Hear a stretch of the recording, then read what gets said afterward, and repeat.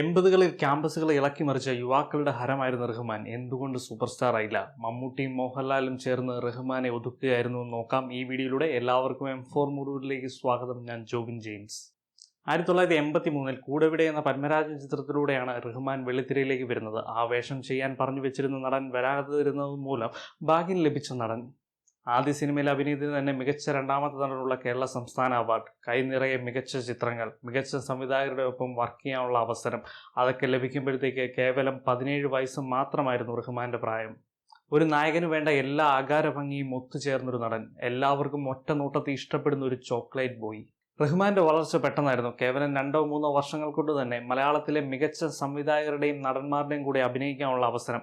മമ്മൂട്ടിയുടെയും മോഹൻലാലും നായകനായി എത്തുന്ന ചിത്രത്തിൽ പോലും റഹ്മാൻ അനിയനായി വേണമെന്ന നിർമ്മാതാക്കൾ വാശി പിടിക്കുന്നത്ര താരമൂല്യം.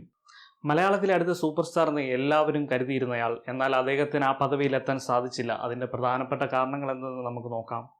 പ്രധാനമായും ടൈപ്പ് കാസ്റ്റ് ആയതായിരുന്നു ആദ്യ തിരിച്ചടി. ഒരേ അച്ചിൽ വാർത്ത കഥാപാത്രങ്ങൾ തുടർച്ചയായി വരികയും അത് ഭേദിച്ച് പുറത്തു കിടക്കാൻ റഹ്മാന് സാധിക്കുകയും ചെയ്തില്ല. ബൈക്കെടുത്ത് റഹ്മാൻ പുറത്തേക്ക് പോയി കഴിഞ്ഞാൽ വീട്ടുകാരോട് വാഴയില വെട്ടി റെഡിയായിട്ടിരുന്നോളൂ എന്ന് പ്രേക്ഷകർ പറയുന്ന തരത്തിലേക്ക് ക്ലീശകൾ മാറി. പ്രായത്തിൻ്റെ പക്വതയില്ലായ്മയും മികച്ചൊരു മെന്ററുടെ അഭാവവുമായിരിക്കും ആവർത്തിച്ചു വരുന്ന കഥാപാത്രങ്ങളിൽ റഹ്മാൻ തളയ്ക്കപ്പെട്ടു പോയത്. അദ്ദേഹത്തിൻ്റെ കരിയർ വലിയ സോളോ ഹിറ്റ്സോ റെക്കോർഡ്സോ ഒന്നും ഇല്ലെങ്കിലും അദ്ദേഹത്തിൻ്റെ ലുക്കും ഡാൻസും ഒക്കെ വെച്ച് യുവാക്കൾക്കിടയിൽ, പ്രത്യേകിച്ച് പെൺകുട്ടികൾക്കിടയിൽ വലിയൊരു ഫാൻ ബേസ് ഉണ്ടാക്കിയെടുക്കാൻ കുറഞ്ഞ സമയം കൊണ്ട് തന്നെ റഹ്മാന് കഴിഞ്ഞിരുന്നു. എന്നാൽ 80കളുടെ പകുതിയോടുകൂടി റഹ്മാൻ പ്രധാന കഥാപാത്രമായി അഭിനയിച്ച പല സിനിമകൾക്കും ബോക്സ് ഓഫീസിൽ ചലനം സൃഷ്ടിക്കാൻ സാധിച്ചില്ല. ഒപ്പം തന്നെ മമ്മൂട്ടിയും മോഹൻലാലും അവരുടെ തേരോട്ടം ആരംഭിക്കുകയും ചെയ്തു. കുറഞ്ഞ സമയം കൊണ്ട് തന്നെ റഹ്മാൻ അവരുടെ സിനിമയിൽ പ്രധാനപ്പെട്ട ഒരു ഘടകമല്ലാതായി മാറുകയും ചെയ്തു. അതേസമയത്താണ് വിജയുടെ അച്ഛൻ ചന്ദ്രശേഖറിന്റെ നിലവേ മലരെ എന്ന ചിത്രത്തിലൂടെ തമിഴിൽ പ്രവേശിക്കുകയും ആ സിനിമ ഹിറ്റായി മാറിയതോടെ ധാരാളം അവസരങ്ങൾ റഹ്മാനെ തേടിയെത്തി. തുടർന്ന് അൻപുള്ളാപ്പ എന്ന ചിത്രത്തിൽ ശിവാജി ഗണേശനൊപ്പം അഭിനയിച്ചു. 1989 പുറത്തിറങ്ങിയ പുതുപുതു അർത്ഥങ്ങൾ എന്ന സിനിമ വലിയ ഹിറ്റായി മാറി. അതോടെ അദ്ദേഹത്തിന് കൂടുതൽ ശ്രദ്ധ തമിഴിലേക്ക് മാറി. ആദ്യ തമിഴ് സിനിമ ചെയ്ത് അടുത്ത വർഷം തന്നെ തെലുങ്കിലും അദ്ദേഹം അഭിനയിച്ചു. രാസലീല എന്നായിരുന്നു ചിത്രത്തിന്റെ പേര്. ചിത്രം നല്ല വിജയം നേടിയതോടെ കൂടുതൽ ചിത്രങ്ങൾ അദ്ദേഹം അഭിനയിച്ചു. 1991 ഭാരത് ബന്ദ് എന്ന ചിത്രത്തിന്റെ തെലുങ്കിലെ വൻ വിജയം അദ്ദേഹത്തിന് തെലുങ്ക് സിനിമയിൽ ഒരു സ്ഥാനം നേടിക്കൊടുത്തു.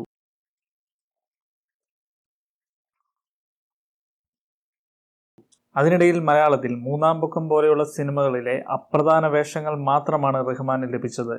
80കളുടെ അവസാനവും 90കളുടെ ആദ്യവും തമിഴ്, തെലുങ്ക് ഭാഷകളിൽ അദ്ദേഹം ശ്രദ്ധ കേന്ദ്രീകരിച്ചു. തെലുങ്കിൽ രഘു എന്ന സ്ക്രീൻ നെയിമിലാണ് അദ്ദേഹം അറിയപ്പെട്ടിരുന്നത്. ആ സമയത്ത് മലയാളത്തിൽ ഒരു ഗ്യാപ്പ് ഉണ്ടാവുകയും ചെയ്തു.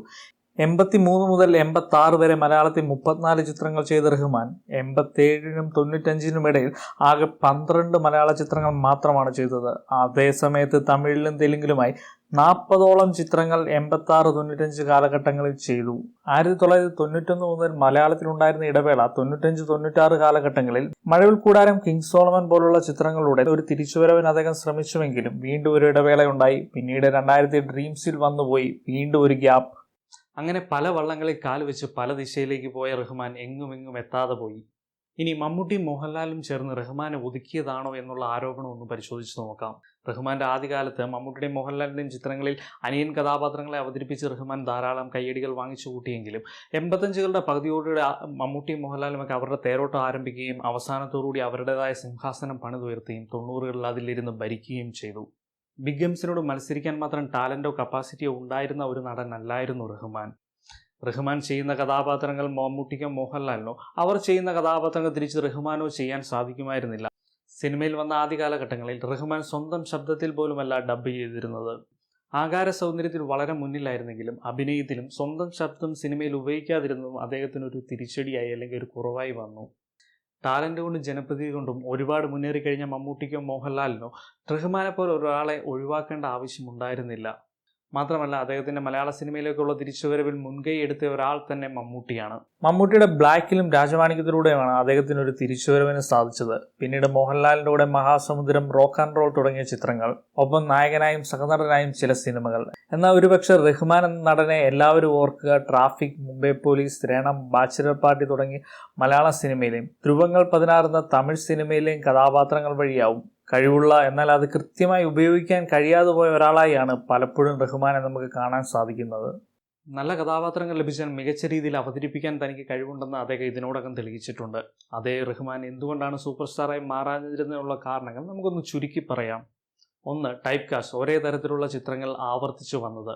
2, ഒരു ഗ്യാപ്പ് വന്നു. പലയിടത്തും മലയാള സിനിമയിൽ നിന്ന് അദ്ദേഹം അന്യഭാഷകൾ, തമിഴ്, തെലുങ്ക് സിനിമകളിലേക്ക് പോവുകയും എന്നാൽ തിരിച്ചുവരവിന് ശ്രമിച്ച മലയാള സിനിമകൾ പരാജയപ്പെടുകയും ചെയ്തത്. 3, മമ്മൂട്ടി, മോഹൻലാൽ എന്നിവരെയൊക്കെ മാറ്റി നിർത്തിക്കഴിഞ്ഞാലും ജയറാം, സുരേഷ് ഗോപി, മുകേഷ് തുടങ്ങിയ യുവതാരങ്ങളുടെ വരും അവർ നേടിയെടുത്ത വലിയ ജനപ്രീതിയും ഒരുപക്ഷെ റഹ്മാൻ്റെ തിരിച്ചുവരവിനെ അല്ലെങ്കിൽ അദ്ദേഹത്തിൻ്റെ കരിയറിനെ ബാധിച്ചിട്ടുണ്ടാകാം. ഞാൻ ഈ പറഞ്ഞ കാര്യങ്ങളാണ് റഹ്മാൻ മലയാളത്തിൽ ഒരു സൂപ്പർ സ്റ്റാറായി മാറാഞ്ഞതിൻ്റെ പ്രധാന കാരണങ്ങൾ. ഈ വിഷയത്തിൽ നിങ്ങളുടെ അഭിപ്രായങ്ങൾ കമൻറ്റായിട്ടിട്ട് അറിയിക്കുമല്ലോ.